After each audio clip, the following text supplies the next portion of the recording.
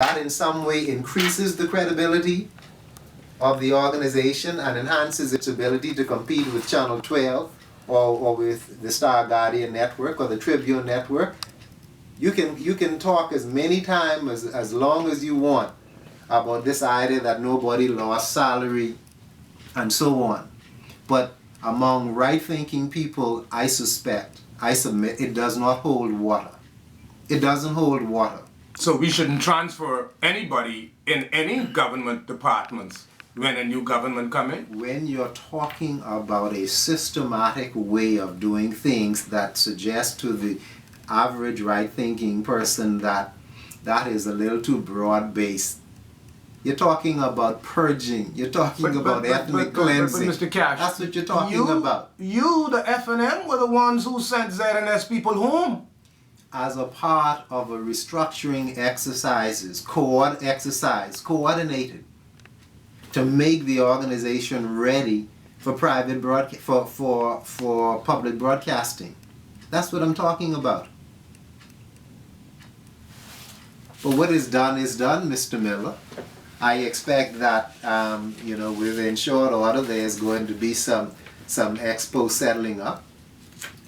This is not a matter that is going to die anytime soon, and I expect that the government is going to be held to account for what it has done. With respect to Shanique Miller and Clint Watson? With respect to the Broadcasting Corporation and other instances of known victimization. I submit to you that what do you think victimization is?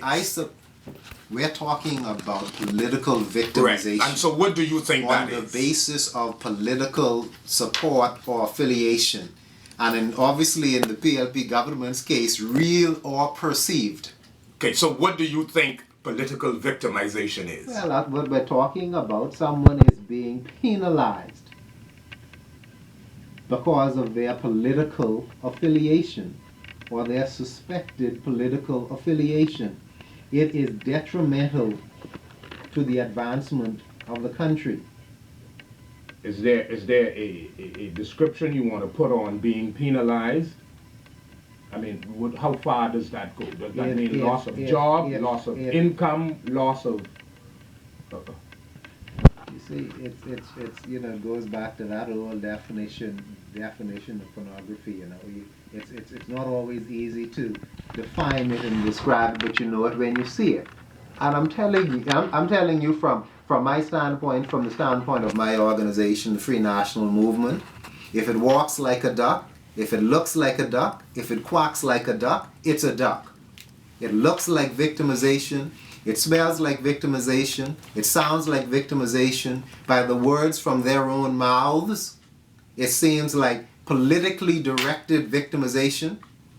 You're in the media, talk to your colleagues. Yeah, but I'm in the media and I can tell you that there were times when the FNM wanted a different approach to news gathering. Okay. And brought in people who it felt would carry out its mandate. Okay. Let me change the parameters. Are you following me? Oh, I follow you. Are you sure you want to go there? Listen, I have because I was appointed under the FNM. I know that. But I wasn't appointed for any political reasons. I was appointed for professional reasons. Okay. For professional reasons. You were appointed for professional reasons. Because someone made a calculation that in terms of your skill sets, you had something to offer to the organization. Exactly. That existing people within the organization did not have. Or that could be supplemented by what I had. Absolutely. Okay, excellent. Now, if you tell me that the Broadcasting Corporation looked across the landscape of its talent and said to those experienced professionals, here's where we think the gaps are in the newsroom. Here's where we think you're falling down. Here's where we think you do an excellent work. This is the direction we think we need to move in. and over the course of the next week, month, whatever the case may be, here's what the leadership team, with the support of the board, is going to do.